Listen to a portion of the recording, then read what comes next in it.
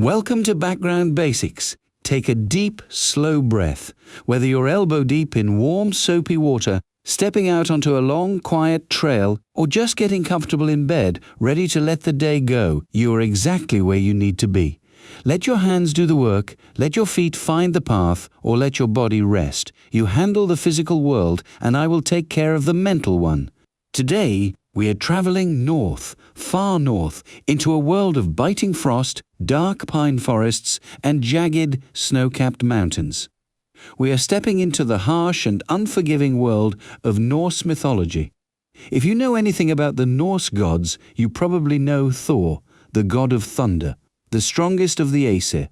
He is the ultimate heavy hitter, wielding the legendary hammer Mjolnir, a weapon capable of leveling mountains and crushing the skulls of giants.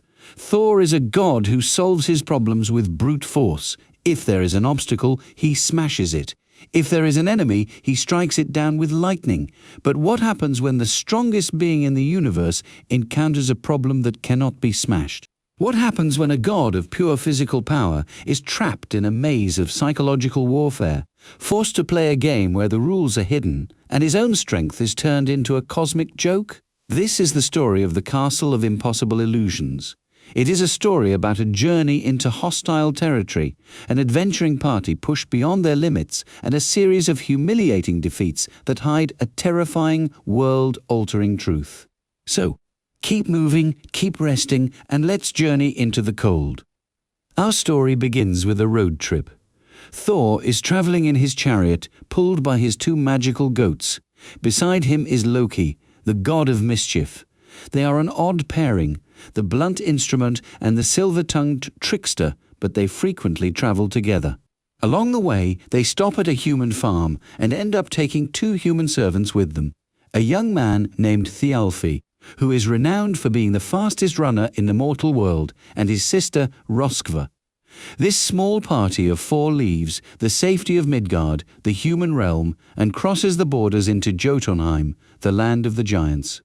Jotunheim is not meant for gods or men. It is a realm of impossible scale. The trees are as thick as watchtowers, the mountains scrape the sky, the very air is heavy and oppressive. As they journey deeper into the wilderness, night begins to fall, and a massive, terrifying storm rolls in. The earth shakes violently, and a deafening roar echoes through the dark forest. Desperate for shelter, they stumble upon a bizarre structure. It looks like a massive, empty hall with a wide entrance and a smaller side room. They huddle in the smaller room, weapons drawn, as the ground outside continues to quake all night. When the sun finally rises, Thor steps outside to find the source of the noise. Lying on the ground, snoring so loudly that the earth trembles, is a giant so massive that Thor looks like an insect next to him. And that strange hall they slept in, it wasn't a building, it was the giant's discarded glove. They had spent the night hiding in the thumb. The giant wakes up, sits up, and introduces himself as Skrymir. He is surprisingly polite, towering over the thunder god, and offers to travel with them. He even suggests they put all their food into one massive bag, which he happily carries. But as the day goes on, things get strange. When night falls again, Skrymir goes to sleep immediately, leaving Thor and the others to open the food bag. But Skrymir has tied the bag with thick iron wire. Thor, the god of strength, pulls and yanks, but the knots won't budge. He is completely humiliated. His companions are starving. Furious, Thor grabs his hammer, Mjolnir. He walks over to the snoring giant, raises the hammer high above his head, and brings it down with all his divine might directly onto Skrymir's skull. It's a blow that should shatter a mountain. Skrymir blinks, rubs his head, and mutters, "Did a leaf just fall on me?" Thor is stunned. Later in the night, enraged and unable to sleep, Thor strikes the giant again, burying the hammer deep into his skull. Skrymir wakes up and asks if an acorn dropped on his head. Just before dawn, Thor tries a third time, swinging with so much raw power that the hammer sinks entirely up to the handle into the giant's temple. Skrymir sits up, stretches and complains that some birds must be dropping twigs from the branches above. Thor is completely shaken. His ultimate weapon, the hammer that slays armies, is doing absolutely nothing. The next morning, Skrymir bids them farewell, pointing them toward a fortress in the distance. He warns them that the men in that castle are much larger than he is, and that they do not tolerate arrogant little gods. The party continues, humbled and hungry, until they reach the fortress, the castle of Útgarða. It is so massive that Thor has to bend his head back until it touches his spine just to see the top of the gates. The iron bars are too thick to force open, but the gaps between the bars are so wide that Thor, Loki and the humans simply squeeze through them, feeling incredibly small. They walk into a sprawling mead hall. Sitting on massive benches are giants of terrifying proportions, drinking and laughing. At the head of the hall sits the king, Útgarða-Loki. The giant king looks down at the tiny figures standing on his floor. He smiles a cruel, condescending smile. He doesn't offer them food or drink. Instead, he insults them. He calls Thor a toddler and mocks their small stature. Here in Útgarða, the giant king rumbles. We do not allow anyone to stay unless they can prove they are the absolute best in the world at some skill. What skills do you bring? Loki, whose stomach is practically eating itself, steps forward immediately. I can eat faster than anyone in this hall, he declares. Útgarða-Loki looks amused. He calls forth a giant named Logi. A massive wooden trough filled with meat is placed in the center of the hall. Loki stands at one end, Logi at the other. The king yells to begin. Loki eats with the ferocity of a starving wolf. He devours the meat, his hands a blur, consuming an incredible amount of food in seconds. He meets Loki exactly in the middle of the trough. But as Loki wipes his mouth, expecting a tie, the giants begin to laugh. Loki looks down. He had eaten all the meat off the bones, but Loki had eaten the meat, the bones, and the massive wooden trough itself. Loki is the winner. The giant king turns to the humans. Thialfi, the fastest runner in the mortal world, steps up. I can run a race against anyone, he says. Útgarða-Loki calls forward a young, slender giant named Hugi. They go out to a massive flat field. The king drops his hand and they sprint. Thialfi runs like the wind. He is a blur across the grass. But Hugi reaches the finish line, turns around and jogs back to meet Thialfi before the human is even halfway there. They run a second heat. Thialfi pushes his body to the absolute brink, his lungs burning, his legs pumping with superhuman speed. Hugi finishes, sits down and waits. In the third heat, Thialfi hasn't even taken 10 steps before Hugi crosses the finish line. Thialfi collapses, defeated. Now, the entire hall goes quiet. All the massive eyes turn down to Thor, the god of thunder, the defender of the realms. And what about you, Thor? The king mocks. We have heard legendary tales of your mighty deeds. What game will you play? Thor's blood is boiling. His companions have been humiliated. I will drink. Thor growls. Bring me a horn. I can drink more than anyone here. Útgarða-Loki smiles broadly. He snaps his fingers and a servant brings forward a highly ornate drinking horn. It's long, but it doesn't look impossible. A good drinker empties this horn in one draught. The king says, "Some take two, but there is no one here so weak that they cannot finish it in 3.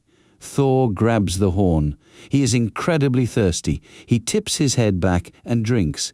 He drinks deeply, swallowing massive gulps of the cold, salty mead. He drinks until his breath runs out, expecting to see the bottom of the horn. But when he pulls it away, the liquid level has barely dropped. It looks exactly the same. The giants chuckle. A small draught, the king notes. Thor's face turns red. He grips the horn tighter, takes a massive breath, and tips it back. This time he drinks with divine fury. He channels all his stamina, swallowing gallons upon gallons of the liquid. He drinks for what feels like minutes, his throat aching, his stomach expanding. Finally, he has to stop for air. He looks into the horn. The level has dropped slightly, only slightly. You left a lot for your third drink. Útgarða-Loki sneers. If you cannot do better, you are not as great as you claim. Thor is shaking with rage. He tips the horn back a third time. He forces the liquid down, fighting his own body, drinking until his eyes bulge and his head spins. When he finally pulls the horn away, panting and soaked, the liquid is noticeably lower. The horn can now be carried without spilling, but it is not empty. Thor slams the horn down. "I will drink no more," he gasps. "It seems your power is exaggerated," the king says, his voice dripping with pity. "Perhaps you would like to try a child's game instead? The young boys here amuse themselves by lifting my cat off the floor. I wouldn't even suggest it to the great Thor, but clearly you are weaker than we thought." A massive grey cat bounds onto the floor of the hall. It is large, sure, but it is just a cat. Thor steps up to it, he places his hands under the cat's belly and lifts. He engages his legs, his back, his massive arms. But as he lifts, the cat simply arches its back. Its paws stay firmly planted on the stone floor. Thor growls. He plants his feet wider. He channels the strength that allows him to lift mountains. His muscles bulge, his veins press against his skin, and the very stone floor beneath his boots begins to crack. With a roar of exertion, Thor pulls upward with everything he has. The cat's back stretches higher and higher toward the ceiling. Finally, slowly, one single paw lifts 1 inch off the ground. Thor drops his arms, gasping for air, completely exhausted. The cat lands gently, purring. "Just as I thought," Útgarða-Loki says, shaking his head. The cat is quite large, and Thor is so short and small. Thor's vision goes red. He is past the point of anger. He is consumed by divine wrath. "Call me small all you want," Thor screams, his voice echoing like a thunderclap, shaking the rafters of the giant hall.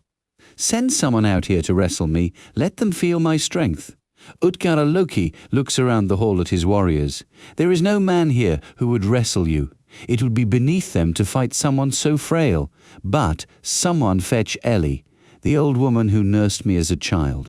She has wrestled men who looked stronger than Thor, and one an old woman hobbles into the room. She is ancient. Her back is hunched, her skin is wrinkled like dry leather, and she walks with a cane. She looks like a stiff breeze could break her in half." Thor is disgusted, but he has no choice. He steps into the center of the hall and grabs the old woman. He tries to throw her. He tries to push her off balance. But it's like trying to push a mountain. She is completely immovable. Thor puts his shoulder into her chest, driving with his legs, trying to tackle her to the ground. She doesn't take a single step backward. Then the old woman grabs Thor. Her grip is like a vice made of cold iron. She twists, and suddenly the god of thunder is fighting for his life. Her strength is impossible. It is terrifying. Thor shifts his weight, trying to break free, but she trips him. With a shocking thud, Thor falls to one knee. "Stop!" Útgarða-Loki shouts, "Enough!" The old woman lets go and shuffles away. Thor remains on one knee, breathing heavily, staring at the floor. He has been entirely broken. His speed, his appetite, his legendary strength, none of it meant anything here. They are given a place to sleep, but it is a quiet, shameful night. The next morning, the party packs their belongings in total silence. They prepare to leave the fortress, humiliated. Útgarða-Loki walks them to the massive gates. He looks down at Thor, and for the first time there is no mocking smile on his face. He looks serious, almost nervous. "How do you feel your journey went, Thor?" the giant king asks. "I feel only shame," Thor mutters, not looking up. "You will tell stories of how weak I am." The giant king stops walking. He looks out over the dark forests of Jotunheim. "Thor," Útgarða-Loki says, his voice completely changed. It's no longer booming and arrogant, it is quiet and deeply respectful. "Now that you are outside my walls, where my magic has no hold, I will tell you the truth.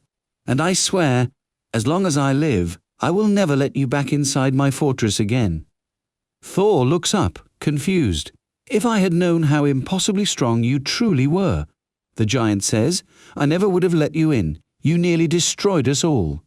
The king points a massive finger toward the forest. "Do you remember Skrymir, the giant in the woods? That was me. I used illusions to change my shape. When you tried to untie the food bag, it was bound with magical iron threads forged in the earth's core. And when you hit me with your hammer, Thor, I placed an invisible mountain between my head and your weapon." The giant king points to a distant, jagged mountain range. Do you see those three massive square valleys carved deep into the stone? Those were your three strikes. If you had hit me, I would have been instantly vaporized. Thor stands frozen, his grip tightening on his hammer. And the contests in the hall, Útgarða-Loki continues, shaking his head in disbelief. They were completely rigged. Loki ate with incredible speed, but his opponent, Logi. Logi was a physical manifestation of wildfire. Wildfire consumes meat, bone and wood instantly. No one can eat faster than fire. He turns to the human, Thialfi. You are the fastest mortal to ever live, but you ran against Hugi. Hugi was my thought. You cannot outrun a thought. It is there before you even take a step. Then the giant looks back at Thor, and a shudder goes through his massive frame.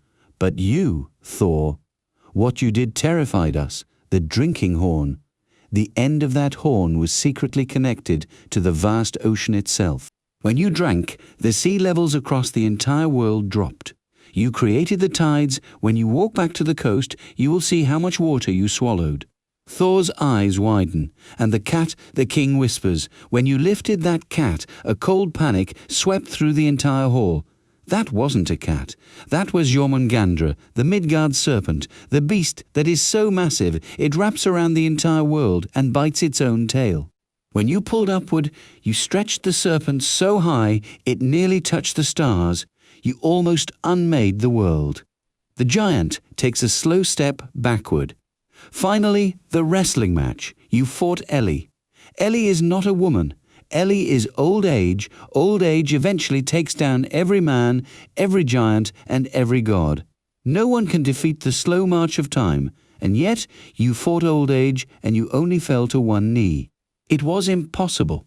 Thor's humiliation vanishes, instantly replaced by a surging, furious pride. He had not been bested by giants. He had wrestled the concept of time, nearly drank the ocean dry, and almost pulled the world apart with his bare hands. With a roar of anger at being tricked, Thor raises Mjolnir to smash Útgarða-Loki and the entire fortress into dust. He brings the hammer down with the force of a meteor. But as the hammer strikes, there is no impact. There is no sound. Thor looks up. The giant king is gone. The massive gates are gone. The sprawling mead hall, the impossibly high walls, the iron bars, all of it has vanished into thin air. Thor, Loki, Thialfi, and Röskva are standing completely alone in an empty, quiet, grassy clearing. The castle of impossible illusions was exactly that. An illusion crafted by a desperately terrified giant king who realized that the only way to survive the god of thunder was to trick him into thinking he was weak. Thor stands there for a moment in the cold air, looking at the empty field. Then he lowers his hammer, a grim, satisfied smile crossing his face, and begins the long walk home. As we leave the harsh, magical wilderness of Jotunheim and return to our own realm, take a moment to appreciate whatever you just accomplished, whether you finally emptied that sink, finished that long walk, or are simply letting your mind power down as you drift off to sleep. You've navigated your own challenges today. Sometimes the obstacles in front of us feel like giants, and sometimes it feels like we aren't making a dent. But just like Thor staring down an impossible task, you might be doing a lot more heavy lifting than you realize. The progress is there, even if it feels hidden. Thank you for letting Background Basics keep you company today. If you enjoyed this journey into the gritty, illusion-filled world of Norse mythology, make sure to hit that subscribe button. We have plenty more stories, deep dives, and epic lore waiting for you the next time you need some background company. Until next time, keep moving, let your mind wander, and remember that sometimes the biggest victories are the ones that don't look like victories at all. Have a great day or a good night's rest.